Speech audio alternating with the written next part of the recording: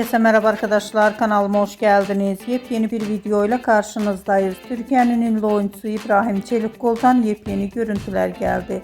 İbrahim Çelikkol'un oğlu Ali ile birlikte olan muhteşem görüntülerini sizler için YouTube kanalımda video halinde sunuyorum. Umarım beğenirsiniz. Arkadaşlar, videomu beğendiyseniz kanalımı izlemeyi ve bildirim butonuna basmayı unutmayın.